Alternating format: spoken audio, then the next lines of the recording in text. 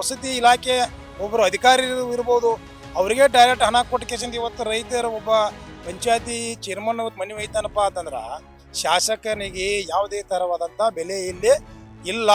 ಸರ್ಕಾರ ಕಣ್ಣು ಮುಚ್ಕೊಂಡು ಕೂತಿದೆ. ಈ ಸರ್ಕಾರಕ್ಕೆ ಕಣ್ಣು ಕಿವಿ ಬಾಯಿ ಎಲ್ಲ ಮುಚ್ಕೊಂಡಿದೆ. ಬಡವರು ಸುಲಿಗೆ ಮಾಡ್ತಕ್ಕಂಥ ಸರ್ಕಾರ ಆಗಿತ್ತು, ದರೋಡೆಕೋರರ ಸರ್ಕಾರ ಅಂತಂದು ಹೇಳಕ್ ಬಯಸ್ತೀನಿ. ಉತ್ತರ ಕರ್ನಾಟಕ ಏನೂ ಡೆವಲಪ್ಮೆಂಟ್ ಇಲ್ಲ, ಅನುದಾನ ಇಲ್ಲ, ಏನೂ ಇಲ್ಲ. ಎಲ್ಲ ನೋಡಿದ್ರಲ್ಲಿ ಭ್ರಷ್ಟಾಚಾರ. ಅದ್ ಕೇಳ್ಬಿಟ್ರೆ ಶಾಸಕರು ಕಾಂಗ್ರೆಸ್ ಕೇಳ್ಬಿಟ್ಟು ಅದು ಇರೋದಿನ ಪಕ್ಷ ಇರೋದಿನ ಹೇಳ ಅಕ್ಕಿದೆ. ಯಾತಕ್ಕೆ ಕಳಿಸಿದ್ರು ಅವ್ರನ್ನ ಓಟನ್ ಹಾಕಿ 3 ಲಕ್ಷ 4 ಲಕ್ಷ ಜನ ಓಟ್ ಹಾಕಿ ಗೆಲ್ಸ್ರಿ ಏನಕ್ಕೆ ಅವ್ರನ್ನ? ಕ್ಷೇತ್ರದವ್ರನ್ನ ಅಭಿವೃದ್ಧಿ ಕಾರ್ಯಕ್ರಮನ ರೂಪಿಸೋಕೋಸ್ಕರನೇ ಅವ್ರನ್ನ ಶಾಸಕರು ಮಾಡಿರೋದು. ಇದು ನಿಜವಾಗ್ಲೂ ಬಡವ್ರ ಸರ್ಕಾರ ಅಲ್ಲ. ಜನರು ಬಹಳ ಬೇಸತ್ತಿದ್ದಾರೆ. MLA ಮತ್ತು ಮಿನಿಸ್ಟರ್ ಕಚ್ಚಾಟ ಇದೆ. 2 ಬಣ ಆಗಿ ಜನರಿಗೆ ಏನು ತಲುಪ್ತಾ ಇಲ್ಲ. ಸರ್ಕಾರ ಬಿದ್ದರೆ ಒಳ್ಳೆ ಸರ್ಕಾರ ರಚನೆ ಆಗಲಿ ಅನ್ನೋ ಆತ್ಮವಿಶ್ವಾಸದಲ್ಲಿ ಇದ್ದಾರೆ.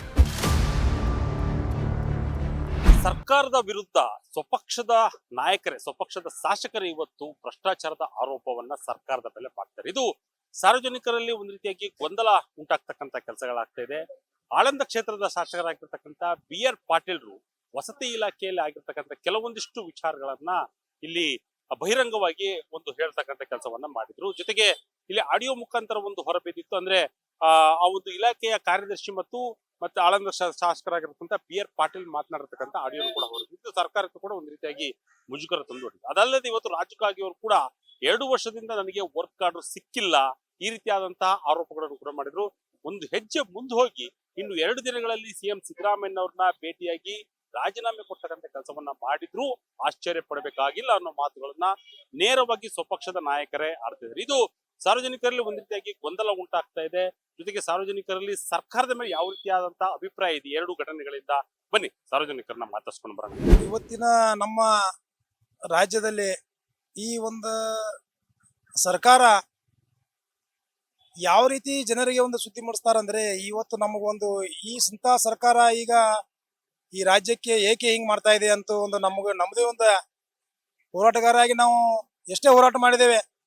ಆದ್ರೂ ಸಹ ಇವತ್ತು ಏನಾಗ್ತಾ ಇದೆ ಅಂದ್ರೆ ತಮ್ಮಲ್ಲೇನೆ ಕಚ್ಚಾಟ ಶುರುವಾಗಿದೆಯಪ್ಪ ಅಂತಂದ್ರೆ ಇದೊಂದು ನಮಗೂ ನೋವಿನ ಸಂಗತಿ. ಯಾಕೆ ಈ ಮಾತು ಹೇಳ್ತಾ ಇದ್ದೀನಿ ಅಂದ್ರೆ, ಇವತ್ತು ವಸತಿ ವಿಚಾರ ಇರ್ಬೋದು, ಒಂದು ಟೆಂಡರ್ ವಿಚಾರ ಇರ್ಬೋದು, ಬೇರೆ ಬೇರೆ ಇವರು ಶಾಸಕರಲ್ಲಿ ಅವರು ಅನುದಾನ ವಿಚಾರ ಇರ್ಬೋದು, ಇಂಥ ವಿಚಾರದಲ್ಲಿ ಅವರಿಗೆ ತಮ್ಮವರಿಗೆ ಸ್ವಪಕ್ಷದವರಿಂದಲೇ ಇಂಥ ಒಂದು ಅಪಪ್ರಚಾರ ಬರ್ತಾ ಇದೆ ಅಂದ್ರೆ ಇದನ್ನು ಸರಿ ಮಾಡಿಸ್ಲಿಕ್ಕೆ ಸರ್ಕಾರಕ್ಕೆ ನಿಗ್ತಾ ಇಲ್ಲ ಅಂತ ನನಗೆ ಅನಿಸಿಕೆ ಆಗ್ತಾ ಇದೆ. ಯಾಕಂದ್ರೆ ರಾಜ್ಯದ ಜನರಿಗೆ ನಾಳೆ ಏನು ಉತ್ತರ ಕೊಡ್ತಾರೆ ಇವರು? ಇವನು 900 ಮನೆಗಳನ್ನ ಅನಧಿಕೃತವಾಗಿ ಒಬ್ಬ ಮಿನಿಸ್ಟರ್, ವಸತಿ ಸಚಿವ ಮಿನಿಸ್ಟರ್ ಗಮನಕ್ಕೆ ಇಲ್ಲದೆ ಇವು ಮನೆ ಬಂದಾವಂದ್ರೆ ಸರ್ಕಾರ ಮೋಸ್ಟ್ಲಿ ನಿದ್ದೆಯಲ್ಲಿ ಜಾರಿದೆ. ಸರ್ಕಾರ ಕಣ್ಣು ಮುಚ್ಕೊಂಡು ಕೂತಿದೆ. ಈ ಸರ್ಕಾರಕ್ಕೆ ಕಣ್ಣು ಕಿವಿ ಬಾಯಿ ಎಲ್ಲ ಮುಚ್ಕೊಂಡಿದೆ.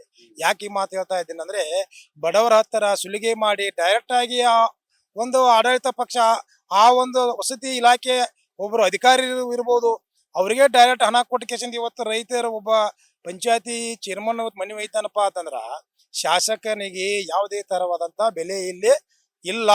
ಒಬ್ಬ ಶಾಸಕ ಲೆಟರ್ ಕೊಟ್ಟಿರೋ ಸದ್ಯಕ್ಕೆ ಆಗಿಲ್ಲ ಅಂದ್ರೆ ಇದು ಯಾವ ತರ ಬೆಲೆ ಇಲ್ಲ. ಅದಕ್ಕಾಗಿ ನಾವು ಇವತ್ತು ಹೋರಾಟಗಾರ ನಾವು ಇದನ್ನ ಖಂಡನೆ ಮಾಡ್ತೇವೆ. ನಾವು ಯಾವುದೇ ತರ ಇವತ್ತು ರೈತರಿಗೆ, ಬಡವರಿಗೆ, ಕೂಲಿ ಕಾರ್ಮಿಕರಿಗೆ ತತ್ಕ್ಷಣ ಸರಿಯಾದಂತ ಹೌಸಿಂಗ್ ಮನೆಗಳ ಹಂಚಿಕೆ ಆಗ್ಬೇಕು. ಈಗ ಎಷ್ಟೋ ಮನೆಗಳು ಒಂದೊಂದು GPRS ಹಾಕಿಸಿಂದ ಅಲ್ಲಿಗೆ ಕಟಾಪ್ ಮಾಡ್ಯಾರ. 2 ವರ್ಷ ಆಯ್ತು, ಇನ್ನೂವರೆಗೂ ₹1 ಬಿಲ್ ಬಂದಿಲ್ಲ. ದಯವಿಟ್ಟು ಈ ಸರ್ಕಾರ ಇದನ್ನ ಗಮನ ತಗೋಬೇಕು. ಅದೇ ರೀತಿಯಾಗಿ ಮಾನ್ಯ ಮುಖ್ಯಮಂತ್ರಿಗಳವ್ರಿಗೆ ಒಂದು ಭರವಸೆ ಅವರು ಹೇಳಿದ್ದಾರೆ, ಪದೇ ಹೇಳ್ತಾ ಇದ್ದಾರೆ, ರೈತರ ಸಾಲ ಮನ್ನಾ ಮಾಡ್ತೀನಿ ಅಂತೇಳಿ. ಇನ್ನುವರೆಗೆ ರೈತರ ಸಾಲ ಮನ್ನಾ ಮಾಡಿಲ್ಲ. ಹಾಲಿನ ದರ ಹೆಚ್ಚಳ ಮಾಡ್ತೀನಿ ಅಂತಾರೆ, ಹೆಚ್ಚಳ ಮಾಡಿ ಪ್ಯಾಟ್ನಲ್ಲಿ ಕಡಿಮೆ ರೊಕ್ಕ ಬರಿತಾ ಇದ್ದಾರೆ. ಇವತ್ತು ಹಾಲಿನ ದರ ರೈತರಿಗೆ ಹೆಚ್ಚಾಗಬೇಕು. ಯಾಕೆ ಮಾತು ಹೇಳ್ತೀನಿ ಅಂದ್ರೆ, ಒಂದು ಬಾಟಲ್ ನೀರಿಗೆ ₹20 ತಗೋತಾ ಇದ್ದಾರೆ. 1 ಲೀಟರ್ ಆಕಳ ಹಾಲಿಗೆ ₹24 ರಿಂದ ₹28 ಇವರು ಕೊಡ್ತಾ ಇದ್ದಾರೆ. ಯಾವ ನ್ಯಾಯ? ಒಬ್ಬರು ಒಂದು ಆಕಳ ನಾವು ಹಾಲು ಇಡಬೇಕಾದ್ರೆ ಒಂದು ದಿವಸ ನಾವು ಮಹಿಳೆ ಇವತ್ತು ಕಷ್ಟಪಡ್ತಾಳೆ. ಅದಕ್ಕಾಗಿ ದಯವಿಟ್ಟು ಸರ್ಕಾರ ಎಚ್ಚೆತ್ತುಕೊಳ್ಬೇಕು. ಇಲ್ಲೇ ಹೋದ್ರೆ 3 ದಿನಗಳಲ್ಲಿ ರಾಜ್ಯವ್ಯಾಪಿ ನಮ್ಮ ರೈತ ಸಂಘಟನೆ ಉಗ್ರವಾದಂತ ಹೋರಾಟ ಮಾಡ್ತಿದೆ ಅಂತ ಹೇಳಕ್ ಎಚ್ಚರಿಕೆ ಪಡಿಸ್ತೀನಿ. ಶಾಸಕರು ಸ್ವಪಕ್ಷದನ್ನೇ ಆರೋಪ ಮಾಡ್ತಿರ್ತಕ್ಕಂಥ ಒಂದು ರೀತಿಯಾಗಿ ಸರ್ಕಾರಕ್ಕೆ ಒಂದು ರೀತಿಯ ಮುಜುಗರ, ಜೊತೆಗೆ ಸಾರ್ವಜನಿಕರಿಗೂ ಒಂದು ರೀತಿಯಾದಂತಹ ಗೊಂದಲಗಳಿದೆ. ಸರ್, ಈ ವಿಚಾರ ಅವ್ರಿಗೆ ಹೇಳ್ಬೇಕು. ಯಾಕೆ ಗೊತ್ತಾ, ಇಡೀ ಜಗತ್ತು ಮೀಡಿಯಾ ಇವತ್ತೆಲ್ಲ ತೋರಿಸ್ತಾ ಇದೆ. ತಮ್ಮವ್ರೇ ತಾವು ಅಂಗಿಯಲ್ಲಿ ಕಚ್ಚಾಟ ಮಾಡ್ತಾ ಇದ್ದಾರೆ, ಊಟದಲ್ಲಿ ಕಚ್ಚಾಟ ಮಾಡ್ತಾ ಇದ್ದಾರೆ. ಪಾಲದಲ್ಲಿ ಕಚ್ಚಾಟ ಅಂದ್ರೆ ಅರ್ಥ ಏನು, ಅವ್ರಿಗೆ ಬರದಂತ ಸರಿಯಾದ ಪಾಲ ಹಂಚಿಕೆ ಅವ್ರು ಆಗಿಲ್ಲ ಅಂತೇಳಿ ಕಚ್ಚಾಟ ಮಾಡ್ತಾ ಇದ್ದಾರೆ ಗೊತ್ತಿಲ್ಲ. ಇಲ್ಲ ರೈತರಿಗೆ ಅನ್ಯಾಯ ಆಗೈತಿ, ಬಡವರಿಗೆ ಅನ್ಯಾಯ ಆಗೈತಿ, ನಮ್ಮ ಕ್ಷೇತ್ರ ಜನತೆಗೆ ಅನ್ಯಾಯ ಆಗೈತಿ ಅಂತ ಮಾಡ್ತಾ ಇದ್ದಾರೆ. ಇಲ್ಲ, ಆದ್ರೆ ನಮ್ದು ಒಂದೇ ವಾದ, ಇಂಥ ಒಂದು ಇದು ಏನು ಬಯಲಿಗೆ ಬಂದಿದೆಯಲ್ಲ, ಇದು ಸರ್ಕಾರ ನಾಚಿಕೆ ಇಡುವಂತ ಕೆಲಸ. ಇಂಥ ಯಾರೋ ಇಂಥ ಮಾಡಿದಾರ, ತಕ್ಷಣ ಅವರನ್ನ ಅಮಾನತುಗೊಳಿಸಬೇಕು. ಅಧಿಕಾರಿ ಇರಲಿ, ರಾಜಕಾರಣ ಇರಲಿ, ಅಂತ ಒಂದು ಒಳ್ಳೆ ಸಂದೇಶ ಈ ಸಿಎಂ ಕೊಡ್ಬೇಕಂತ ಹೇಳಕ್ ಬಯಸ್ತೀನಿ ಸರ್. ಬಡವರು ಸುಲಿಗೆ ಮಾಡ್ತಕ್ಕಂಥ ಸರ್ಕಾರ ಆಗಿತ್ತು ಇದು. ದರೋಡೆಕೋರರ ಸರ್ಕಾರ ಅಂತಂತ ಹೇಳಕ್ ಬಯಸ್ತೀನಿ. ಇದು ಮತ್ತೆ ಗ್ಯಾರಂಟಿಗಳು ಎಲ್ರಿಗೂ ತಲುಪ್ತಾ ಇಲ್ಲ. ಇಂದಿರಾ ಕ್ಯಾಂಟೀನ್ಗಳು ಕರೆಕ್ಟ್ ಆಗಿ ಯೋಜನೆಗಳು ಅದು ಮಧ್ಯವರ್ತಿಗಳ ಪಾಲಾಗಿದೆ. ಅಲ್ಲಿ ಸರಿಯಾಗಿ ಊಟ ಆಗ್ತಾ ಇಲ್ಲ. ಬಡವ್ರಿಗೆ ಏನು ಸಿಗ್ತಾ ಇಲ್ಲ. ಮತ್ತೆ ಇವ್ರ ಕಚ್ಚಾಟಗಳು, ಮತ್ತೆ ಯಾವುದೇ ಯೋಜನೆಗಳಿಗೆ ಹೋಗ್ಬೇಕಂದ್ರು ದುಡ್ಡು ತಗೊಂಡು ಹೋಗ್ಬೇಕು. ಮಧ್ಯವರ್ತಿಗಳ ಹಾವಳಿ ಆಗಿದೆ. ಸುಲಿಗೆ ದರೋಡೆಕೋರರ ಹಾವಳಿನೂ ಜಾಸ್ತಿ ಆಗಿದೆ. ಈ ಸರ್ಕಾರದಿಂದ ಯಾವಾಗ ಸರ್ಕಾರ ಬೀಳುತ್ತೋ ಏನೋ ಅಂತಂದು ಸಾಮಾನ್ಯ ಜನರಲ್ಲಿ ಒಂದು ಹುಮ್ಮಸ್ಸಿದೆ. ಸರ್ಕಾರ ಬಿದ್ರೆ ಒಳ್ಳೆ ಸರ್ಕಾರ ರಚನೆ ಆಗ್ಲಿ ಅನ್ನೋ ಆತ್ಮವಿಶ್ವಾಸದಲ್ಲಿ ಇದ್ದಾರೆ. ನೋಡಿ, ಈಗ ವಿರೋಧ ಪಕ್ಷದವರು ಒಂದು ವಿರೋಧ ಮಾಡಿದ್ರೆ ಅದಕ್ಕೊಂದು ರಾಜಕೀಯದ ಅರ್ಥ ಕೊಡ್ತಾರೆ. ಆ ಪಕ್ಷದವರೇ ವಿರೋಧ ಮಾಡಿದ್ರು, ರಾಜ್ಯದ ಕುಂಠಿತ ಆಗುತ್ತೆ. ಸರ್ಕಾರದಲ್ಲಿ ಕುಂಠಿತ ಆಗುತ್ತೆ. ಯಾಕೆಂದ್ರೆ ಅಭಿವೃದ್ಧಿ ಮಾಡಕ್ಕೆ ಹಣನೇ ಇಲ್ಲ ಅವ್ರ ಹತ್ರ. ಆ ಹಣ ಇದ್ರೂ ಅದು ಸುಟ್ಕೇಸ್ ತಗೊಂಡೋಗಿ ಹಣವನ್ನು ಕೊಟ್ಟು ಕೆಲಸ ಹಾಕ್ಸ್ಕೊಂಡ್ ಬರೋದು. ಅದು ಮಿನಿಸ್ಟ್ರು, ಮುಖಂಡರುಗಳು ಬರೀ ಅವರಲ್ಲೇ ಕಚ್ಚಾಟ ಜಾಸ್ತಿ ಆಗಿದೆ. ಹಂಗಾಗಿ ಸರ್ಕಾರ ನಡೆಸಕ್ಕೆ ಯಾವ ನೈತಿಕ ಹಕ್ಕು ಇಲ್ಲ. ಇಲ್ಲ. ಹೊಸ ಮುಖ್ಯಮಂತ್ರಿಗಳಾಗ್ಬೇಕು. ಮುಖ್ಯಮಂತ್ರಿಗಳು ಒಳ್ಳೆ ಮುಖ್ಯಮಂತ್ರಿಗಳಾಗ್ಬೇಕು. ನೋಡಿ ಸರ್, ಈ ಸರ್ಕಾರ ಏನಿದೆ ಅಂದ್ರೆ ಬಡವರ ಸರ್ಕಾರ ಅಂತ ಹೇಳ್ತಾ ಇದ್ದಾರೆ. ಇದು ನಿಜವಾಗ್ಲೂ ಬಡವರ ಸರ್ಕಾರ ಅಲ್ಲ.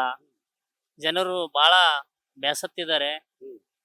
ಇನ್ನೊಂದು MLA ಮತ್ತು ಮಿನಿಸ್ಟರ್ ಕಚ್ಚಾಟ ಇದೆ. ಎರಡು ಬಣ ಆಗಿ ಜನರಿಗೆ ಏನು ತಲುಪ್ತಾ ಇಲ್ಲ. ಸರ್, ರೈತ ಸಂಘದ ಅಧ್ಯಕ್ಷರು ಹೇಳಿದ ಪ್ರಕಾರ ಮನೆ ಕಡಿಸಿ 3 ವರ್ಷ ಆದ್ರೂ ಕೂಡ ಒಬ್ರಿಗೆ ಯಾರಿಗೂ ಬಿಲ್ ಸಿಗ್ತಾ ಇಲ್ಲ. ಅದ್ರ ಒಂದೊಂದು ಹಂತವಾಗಿ ಮನೆ ಕಡಿಸಿ ಅವರು ಬೇರೆ ಕಡೆ ದುಡಿಯೋ ವ್ಯವಸ್ಥೆ ಆಗಿದೆ. ಮನೆ ಈ ಕಡೆ ಇರಕ್ಕೆ ಮನೇನೂ ಇಲ್ಲ, ಮತ್ತೆ ಅಡ್ಡಾಡಕ್ಕೆ ದುಡಿಯಕ್ಕೆ ಆಗಿದೆ. ಹೌದು ಸರ್.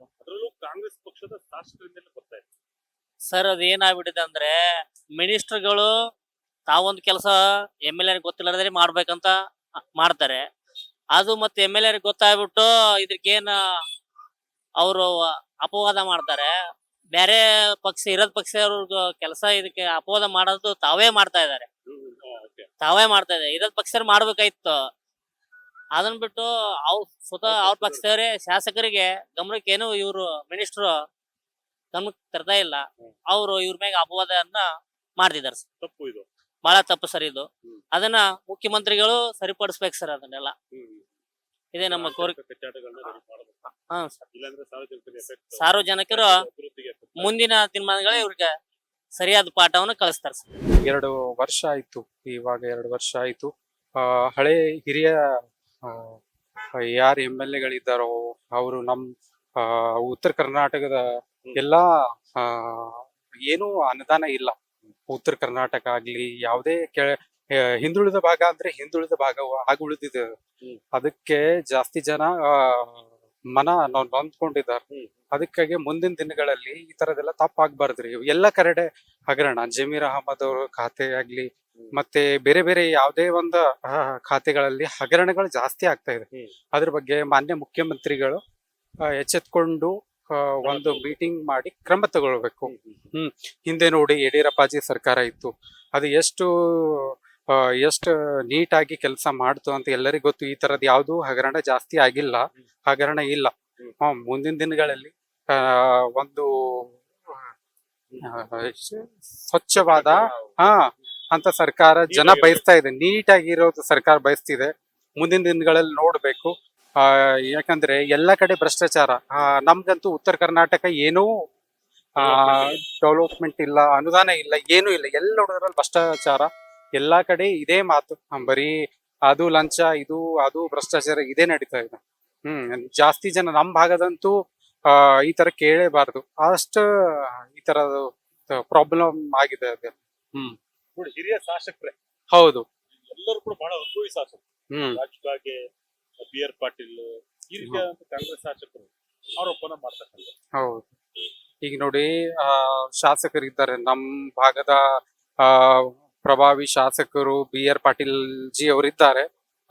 ಅವರು ಹೇಳಿದಾಗೆ ಎಷ್ಟು ಅವ್ರು ಮೊದಲು ಹೇಳಿದ್ರು ಈ ತರದೆಲ್ಲ ಆಗ್ತಾ ಇದೆ ಅಂತ, ಯಾರೂ ಜಾಸ್ತಿ ತಲೆ ಕೆಡಿಸ್ಕೋತಾ ಇಲ್ಲ. ಮಾನ್ಯ ಮುಖ್ಯಮಂತ್ರಿಗಳು ಇದ್ರ ಬಗ್ಗೆ ಜಾಸ್ತಿ ಒತ್ತು ಕೊಡಬೇಕು. ಇದನ್ನ ಖಂಡನೆ ಈ ಸಮಾಜದ ಜನ, ಕರ್ನಾಟಕ ಜನ ಬಹಳ ಖಂಡನೆ ಮಾಡ್ತೇವೆ. ಪ್ರತಿಯೊಬ್ಬರ ಎಲ್ಲ ಕಡೆ ಕೇಳ್ರಿ ಎಷ್ಟು ಜನ ಹೆಂಗ್ ಅಂತಿದಾರ ಅಂತಂದ್ರ ಸಾಕಾಗ್ಬಿಟ್ಟಿದೆ. ಎಲ್ಲಿ ನೋಡ್ರೆ ಬೆಳಗ್ಗಿದ್ರೆ ಭ್ರಷ್ಟಾಚಾರ, ಅದು ಇದು ಅದೇ ಇಲ್ಲಿ ಹೆಚ್ಚಾಗಿ ಕಾಣ್ತಾ ಇದೆ. ಅಭಿವೃದ್ಧಿ ಕಮ್ಮಿ, ಈ ತರ ಭ್ರಷ್ಟಾಚಾರ ಹೆಚ್ಚಾಗಿದೆ. ಈಗ ನಾವು ಒಂದು ಸರಿ ಆಗ್ಯದ ಸರ್ಕಾರ ಬೇಕಾಗಿದೆ ನೋಡ್ರಿ. ನೀವು ಮೊಟ್ಟ ಮೊದಲೇದಾಗ ಸ್ವಪಕ್ಷ ಅಂತ ಏನಂತ ಇದೀರಿ? ನಮ್ BR ಪಾಟೀಲ್ ಸ್ವಪಕ್ಷೆಯಲ್ಲಿ ಅವ್ನ ಸ್ವಂತ ಮಗ ಇರ್ಲಿ ಹೆಂಡತಿಗೆ ಇರ್ಲಿ ನೇರವಾಗಿ ಬೈಯೋದು ಒಂದು ಗುಣ ಹುಟ್ಟಿದ್ರಿಂದ ಗುಣ ಇದೆ.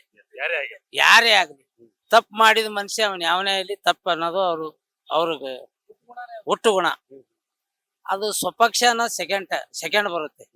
ಆ ಮನುಷ್ಯ ನ್ಯಾಚುರಲ್ ಆಗಿ ಹೆಂಗೆ ಇದೆ. ಈಗ ನಾವು ಅವ್ರ ಕಟ್ಟ ಬೆಂಬಲಿಗರಿದ್ದೀವಿ. ನಾವು ತಪ್ಪು ಮಾಡಿದ್ರೆ ಉದಾಹರಣೆ ಹೇಳ್ಬೇಕಂದ್ರೆ ಒಂದ್ ಪೊಲೀಸ್ ಸ್ಟೇಷನ್ ಕಂಪ್ಲೇಂಟ್ ಯಾವ್ದೋ ನಮ್ ಇರೋದೋ ನಾವು ಬಂದ್ ಜಗಾಡಿದ್ರೆ ಪೊಲೀಸರಿಗೆ ಹೇಳ್ತಾರೆ ತಪ್ಪಿದ್ರೆ ಇವನಿಗೆ ವದಿ ಅಂತ ಹೇಳ್ತಾರೆ. ಆ ಮನಸ್ಥಿತಿ ಇದ್ದ ಮನುಷ್ಯ ಸ್ವಪಕ್ಷನೂ ನೋಡಲ್ಲ, ಅವ್ನ ಹೆಂಡತಿನೂ ನೋಡಲ್ಲ, ಮಕ್ಕಳು ನೋಡಲ್ಲ, ನಮ್ ಫಾಲೋವರ್ಸ್ ನೋಡಲ್ಲ. ನೇರವಾಗಿ ನಿಷ್ಠುರವಾಗಿ ಮಾತಾಡೋ ಮನುಷ್ಯ. ಇದಕ್ಕೆ ಸ್ವಪಕ್ಷ ಅನ್ನೋದಕ್ಕಿಂತ ಸ್ವಾರ್ಥಿ ಮನುಷ್ಯ ಅಲ್ಲ. ಕೆಲಸ ಬೇಕು, ನ್ಯಾಯವಾಗಿ ಬೇಕು, ಬದ್ಧತೆಯಿಂದ ಇರೋ ಮನುಷ್ಯ ಅವರು. ಅವ್ರ ಹತ್ತಿರವಾಗಿ ನಾವು ಇರೋ ಹೇಳ್ತಾ ಇದ್ವಿ. ತಪ್ಪು ನೀನು ಎಷ್ಟೇ ಅವರಿಗೆ ಯಾವ್ದೋ ಒಂದು ಎಷ್ಟೇ ಚಿರು ಪರಿಚಯ ಇರ್ಲಿ, 30 ವರ್ಷ ಫಾಲೋವರ್ಸ್ ಇದ್ರು ತಪ್ಪು ಮಾಡಿದ್ರೆ ಮಕ್ಕದ ಮೇಲೆ ಮಾತಾಡಿ ಹಂಗೆ ಜಾಡ್ಸ್ಬಿಡೋ ಮನುಷ್ಯ ಅವ್ರು. ಮತ್ತೆ ಅವ್ರ ದುಡ್ಡು ತಿನ್ನೋದು ಅವ್ರಿಗೆ ಗೊತ್ತಾಗಿದೆ. ಅವ್ರಿಗೆ ಗೊತ್ತಾದ್ಮೇಲೆ ಮಾತಾಡಿದಾರೆ ಅವರು. ಅದು ಸತ್ಯನೇ. ಇದು ಇಷ್ಟೊಂದು ಸರ್ಕಾರದಲ್ಲಿ ಈ ತರ ಆಗುತ್ತೆ ಅಂತ ಅವರು ನ್ಯಾಯಬದ್ಧವಾಗಿ ಮಾತಾಡಿದಾರೆ ಅಷ್ಟೇ. ಇದಕ್ಕೆ ಹೇಳ್ಬೇಕಾದ್ರೆ ಒಂದು ಬಾರಿ ಅಲ್ಲ, ಕಳೆದ ಬಾರಿ ಕೂಡ ಒಂದು ಲೆಟರ್ ಬರೆದು ಅದ್ರ ಬಗ್ಗೆ ಮಾತಾಡಬೇಕು ಇದೆಲ್ಲ ಕೂಡ ಹೇಳ್ತಾ ಇದ್ರು BR ಪಾಟೀಲ್. ಈಗ ಒಬ್ಬೊಬ್ರು ಏನ್ ಮಾಡ್ತಾ ಇದಾರೆ, ತಮ್ಮ ತಪ್ಪುಗಳನ್ನ ಸ್ವಪಕ್ಷ ಅಂತ ಮುಚ್ಕೊಳಕ್ ಹೋಯಕ್ಕೂ ಅವ್ರವ್ರು ಮುಖ್ಯಮಂತ್ರಿ ಆಗಲಿ ಉಪಮುಖ್ಯಮಂತ್ರಿ ಆಗಲಿ ಅದಕ್ಕೆ ಅವ್ರು ಹೇಳ್ತಾ ಇದ್ದಾರೆ. ಏನೇನೋ ಹೇಳೋದು ಗೊತ್ತಿಲ್ಲ, ಅದೆಲ್ಲ ತಪ್ಪಿದೆ ಅಂತ ಮುಚ್ಕೊಳಕ್ ಹೇಳ್ತಾ ಇದಾರೆ. ಸತ್ಯನೇ BR ಪಾಟೀಲ್ ತೆರೆದಿಟ್ಟಿದ್ದಾರೆ. ಒಂದ್ ಸಾರಿ ಅಲ್ಲ, 3-4 ಸಾರಿನೂ ತೆರೆದಿಟ್ಟಿದ್ದಾರೆ. ಅವ್ರದ್ದೇನ್ ತಪ್ಪಿಲ್ಲ. ಅವ್ರಿಗೆ ನೀವ್ ಈಗ ಬಂಗಾರ ತಿಪ್ಪೆಯಲ್ಲಿ ಮುಚ್ಚಿದ್ರು ತುಕ್ಕಿಡಿಯಲ್ಲ. ಅದು ಅಲ್ವಾ? ಸ್ವಪಕ್ಷ ಇರ್ಲಿ, ತನ್ನ ಮಗನೇ ಇರ್ಲಿ, ನೇರವಾಗಿ ಮಾತಾಡೋದೇ ಹುಟ್ಟು ಗುಣ. ಅದಕ್ಕೆ ಯಾರು ಏನೂ ಮಾಡಕ್ಕಾಗಲ್ಲ. ಅಧಿಕಾರ ಆಮಿಷದಿಂದನೂ ಮಾತಾಡಲ್ಲ, ನೇರವಾಗಿರ್ಬೇಕು, ಸತ್ಯ ಮಾತಾಡ್ತಾರೆ. ಅಧಿಕಾರಿಗಳು ಕೆಲ ವಿಚಾರಗಳಲ್ಲಿ ಶಾಸಕರು, MP ಗಳು, ಮಂತ್ರಿಗಳನ್ನ ವಿಶ್ವಾಸಕ್ಕೆ ತಗೊಂಡು ಮಾಡೋದು ಅನಿವಾರ್ಯವಾಗಿ. ಕೆಲ ವಿಚಾರಗಳಲ್ಲಿ ಮನೆಗಳಾಗಿರ್ಬೋದು, ಇನ್ನಿತರ ಕಾಮಗಾರಿಗಳಾಗಿರ್ಬೋದು, ತಮ್ಮ ಭಾವನೆಗಳನ್ನ ಸಭೆಗಳೇ ವ್ಯಕ್ತಪಡಿಸ್ತಾರೆ. ಅವರು ಮಂತ್ರಿಗಳಾಗ್ಲಿ ಅಥವಾ ಮುಖ್ಯಮಂತ್ರಿಗಳಾಗ್ಲಿ ಉಪಮುಖ್ಯಮಂತ್ರಿಗಳಾಗ್ಲಿ ವಸತಿ ಸಚಿವರ ವಿರುದ್ಧವಾಗಿ ಏನು ಮಾತಾಡಿಲ್ಲ. ಒಬ್ಬ ಅಧಿಕಾರಿ ನಾನು ಕೊಟ್ಟಂತ ಲೆಟರ್ಗೆ ಮಾನ್ಯತೆ ಸಿಕ್ಕಿಲ್ಲ, ಕೆಲವು ವಿಚಾರ ಬೇರೆಯವ್ರಿಗೆ ಮನೆಗಳು ಮಂಜೂರು ಆಗಿರ್ಬೋದು, ಆಗಿದೆ ಅಂತಕ್ಕಂಥದ್ದು ಸರ್ಕಾರ ವಿರುದ್ಧ ಏನಲ್ಲ. ಅದು ಇದನ್ನೇನ್ ಮಾಡ್ತಾರೆ, ಬಿಜೆಪಿ ವಿರೋಧ ಪಕ್ಷವಾಗಿ ಟೀಕೆ ಮಾಡ್ಬೇಕು. ಟೀಕೆ ಮಾಡೋಕ್ಕೋಸ್ಕರ ಆ ವಿಷಯವನ್ನ ಮೇಲೆತ್ಕೊಂಡು ಅದನ್ನ ಹೋರಾಟ ಮಾಡ್ತೀವಿ, ಬಹಳ ಭ್ರಷ್ಟಾಚಾರ ನಡೆದಿದೆ ಅಂತ. ಅವ್ರ ಕಾಲದಲ್ಲಿ ಏನೇನ್ ನಡ್ತು? ಮಾಜಿ ಮುಖ್ಯಮಂತ್ರಿ ಯಡಿಯೂರಪ್ಪ ಮುಖ್ಯಮಂತ್ರಿ ಆಗಿದ್ದಾಗ ರೈತರ ಮೇಲೆ ಗೋಲಿಬಾರ್ ಆಗ್ತಲ್ಲ ಹಾವೇರಿಯಲ್ಲಿ. ಅವ್ರ ಇತಿಹಾಸ ಹೇಳಕ್ ಹೋದ್ರೆ ಸುಮಾರಿದೆ. ಅದನ್ನೆಲ್ಲ ಬಿಟ್ಟು ಇವತ್ತು ಒಳ್ಳೆಯ ಕಾರ್ಯಕ್ರಮ 5 ಗ್ಯಾರಂಟಿಗಳಿದೆಲ್ಲ, ಆ ಗ್ಯಾರಂಟಿಗಳೇನು? ಯಾವ ಪಕ್ಷ ಅಂತೂ ಎಲ್ಲ JDS ಆಗಿರ್ಬೋದು, BJP ಇರೋದು, ಕಾಂಗ್ರೆಸ್ ಆಗಿರ್ಬೋದು, ಎಲ್ಲರಿಗೂ ಕೊಡ್ತಕ್ಕಂಥ ಕಾರ್ಯಕ್ರಮ, ಸರ್ಕಾರಿ ಕಾರ್ಯಕ್ರಮ. ಅದು BJP ಕೊಡ್ಬೇಡ ಅಂತ ಹೇಳಿದಿರ? ಕೆಲ ವಿಚಾರ ಇವತ್ತು ವಸತಿ ಗ್ರಾಮ ಪಂಚಾಯತಿ ಮಟ್ಟದಲ್ಲಿ ಗ್ರಾಮ ಸಭೆಯಲ್ಲಿ ಆಯ್ಕೆ ಮಾಡ್ತಾರೆ ಮನೆಗಳನ್ನ. ಒಬ್ಬರು ಶಾಸಕರು ಹೆಚ್ಚು ನನ್ನ ಹಿಂದುಳಿದ ಕ್ಷೇತ್ರ ವಿಧಾನಸಭೆ ಇರುತ್ತೆ, ನನಗೆ ಹೆಚ್ಚುವರಿ ಮನೆ ಕೊಡಿ ಅಂತ ರಾಜೀವ್ ಗಾಂಧಿ ನಿಗಮ್ MD ಅವ್ರಿಗೆ ಲೆಟರ್ ಹಾಕಿರ್ಬೋದು, ಅಥವಾ ವಸತಿ ಕಾರ್ಯದರ್ಶಿ ಲೆಟರ್ ಹಾಕಿರ್ಬೋದು. ಆ ಸಂದರ್ಭದಲ್ಲಿ ಎಷ್ಟು ಬೇಕೋ ಅಷ್ಟು ಕೊಟ್ಟಿರ್ಬೋದು. ಅದನ್ನೇ ನೇರವಾಗಿ ಆರೋಪ ಮಾಡೋದ ಅಲ್ಲ. ರಾಜಕಾರಣ ಅಂತಂದ್ರೆ ವಿರೋಧ ಪಕ್ಷದವರು ಇರೋ ವಿಶ್ವಾಸನೆ ತಕೊಂಡು ಮತ್ತೆ ಸರ್ವ ಜನಾಂಗದ ಒಂದು ಹಿತವನ್ನ ಕಾಯ್ತಂತ ಕಾರ್ಯಕ್ರಮ. ಗ್ಯಾರಂಟಿ ಕಾರ್ಯಕ್ರಮಗಳು ಕೇವಲ ಫೋಕಸ್ ಮಾಡೋ ಕಾರ್ಯಕ್ರಮಗಳಲ್ಲವು. ಈ ರಾಜ್ಯದ 7 ಕೋಟಿ ಜನರ ಸರ್ವ ಜನಾಂಗದ ಅಭಿವೃದ್ಧಿಗೆ ಇಟ್ಟಂತ ಒಂದು ಸಾಮಾಜಿಕ ನ್ಯಾಯಯುತವಾದ ಒಂದು ಗ್ಯಾರಂಟಿ ಕಾರ್ಯಕ್ರಮ. ಅದ್ಯಾಕೆ ಗ್ಯಾರಂಟಿ ನಿಲ್ಸೇನಿ ಮತ್ತೆ ಇವ್ರನ್ನ? ಈ ಭ್ರಷ್ಟಾಚಾರ ನಡೀತೆ, ಏನ್ ಅಭಿವೃದ್ಧಿ ಕೆಲಸ ಆಗ್ತಾ ಇಲ್ಲ, ಗ್ಯಾರಂಟಿ ನಿಲ್ಸ್ಬಿಡಿ ಸ್ವಾಮಿ, ಬರೀ ರಸ್ತೆ ಪಸ್ತೆ ಚರಂಡಿ ಇನ್ನಿತರ ಕಾರ್ಯಕ್ರಮ ಮಾಡಿ ಕಾಂಪೌಂಡ್ ಕಟ್ಟಿ, ಸ್ಕೂಲ್ ಕಾಂಪೌಂಡ್ ಕಟ್ಟಿ, ಆಸ್ಪತ್ರೆ ಕಟ್ಟಿ ಅಂತ ಅವ್ರನ್ನ.